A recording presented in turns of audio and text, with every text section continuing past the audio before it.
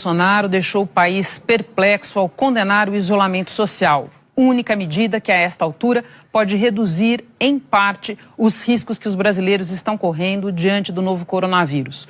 Nós vamos agora mostrar os principais trechos desse pronunciamento e confrontá-los com a realidade e com o que vem afirmando autoridades, inclusive do próprio governo Bolsonaro. No pronunciamento, o presidente sugeriu, na contramão de todas as evidências científicas e de todas as recomendações médicas, que as restrições à circulação de pessoas adotadas até aqui são exageradas. Devemos, sim, voltar à normalidade. Algumas poucas autoridades, estaduais e municipais, devem abandonar o conceito de terra arrasada, a proibição de transportes, o fechamento de comércio e o confinamento em massa.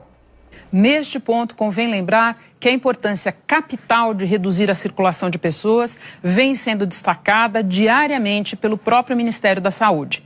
Claramente, em final de abril, nosso sistema entra em colapso. O que é um colapso? Às vezes as pessoas confundem colapso com sistemas caóticos, sistemas críticos, aonde você vê aquelas cenas, pessoas nas macas. O colapso é quando você pode ter o dinheiro, você pode ter o plano de saúde, você pode ter a ordem judicial, mas simplesmente não há o sistema para você entrar. É o que está vivenciando a Itália, um dos países do primeiro mundo atualmente. Não tem aonde entrar. Evitar esse colapso, eventualmente, pode ser necessário segurar a movimentação para ver se consegue diminuir a transmissão. No pronunciamento desta noite, Bolsonaro também sugeriu que as escolas deveriam voltar a funcionar agora e que a Covid-19 é um problema quase exclusivo das pessoas idosas. O que se passa no mundo tem mostrado que o grupo de risco é o das pessoas acima dos 60 anos. Então, por que fechar escolas? Raros são os casos fatais de pessoas sãs, com menos de 40 anos de idade. Bom, as autoridades de saúde têm lembrado as seguintes coisas. Primeiro, os idosos são de fato mais vulneráveis, mas não é verdade que a doença atinja apenas a eles. E também existe o fato de que os jovens e as crianças são grandes transmissores da doença. Então, isolá-los também ajuda a proteger os idosos. Vamos ver. A média de idade é 42 anos, a gente está com 50% abaixo de 40 anos, o que justifica parte da fala do ministro, que a gente tem um perfil de pacientes ainda muito jovens que estão sendo diagnosticados com essa nova doença. O caminho que nós temos é um caminho longo, volto a repetir, nós teremos aí em torno de 20 semanas a partir do surto epidêmico, que serão extremamente duras para as famílias, para as pessoas. Cuidem dos idosos. Cuidem dos idosos. É hora de filho e filha cuidar de pai, mãe, avó, tia-avó. É preciso ter muito claro que ligar o telefone para perguntar como é que está, mas não levar sistematicamente.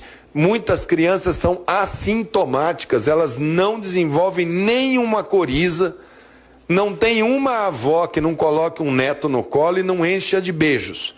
Pedir para que elas não os beijem, não os abracem, não dê colo, seria muito duro. Então, conversar, dialogar, procurar proteger.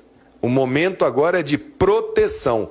Quanto menos idosos nós tivermos com esta gripe, menos pressão nós colocaremos nos leitos de CTI, já que eles, infelizmente, são os que desenvolvem a maior necessidade de cuidado intensivo. Como fazer isso, como dimensionar isso, dentro de todas as questões que envolvem determinações de bloqueios, quarentenas, limitação de ir e vir. Importante lembrar também que o isolamento social atacado pelo presidente é defendido pela Organização Mundial da Saúde e por líderes de todo o mundo.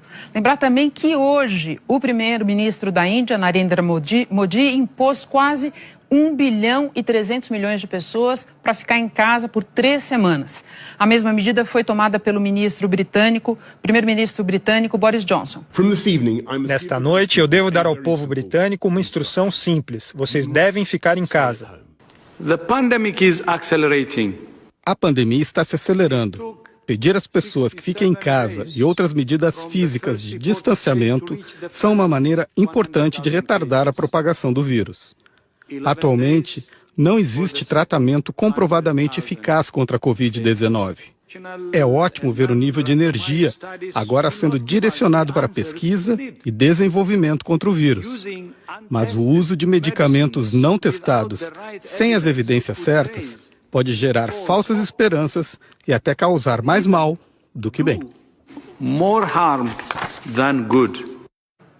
De volta ao pronunciamento do presidente, ele também fez críticas à imprensa. Grande parte dos meios de comunicação foram na contramão. Espalharam exatamente a sensação de pavor, tendo como carro-chefe o anúncio do grande número de vítimas na Itália. Um país com grande número de idosos e com um clima totalmente diferente do nosso. O cenário perfeito, potencializado pela mídia, para que uma verdadeira histeria se espalhasse pelo nosso país. E também aqui o presidente está na contramão de autoridades, inclusive do próprio governo dele. No fim de semana, o secretário executivo do Ministério da Saúde reiterou que a imprensa está toda voltada para a cobertura desse assunto, disponibilizando informação de qualidade minuto a minuto. Vamos cumprir com aquelas recomendações que estão sendo dadas pelas secretarias, pelos hospitais, pelos municípios, pelos órgãos de imprensa. Toda a comunicação do país está direcionada para esse tema. 100% da programação da televisão, do rádio, está direcionada para esse tema. Todas as informações estão sendo disponibilizadas minuto a minuto. A nossa responsabilidade é muito grande. Bom, as críticas ao pronunciamento do presidente Jair Bolsonaro começaram assim que ele terminou e foram bastante duras e vieram de todos os lugares. Do Congresso, de governadores de estado, de integrantes do Judiciário, da sociedade civil e também de representantes da classe média.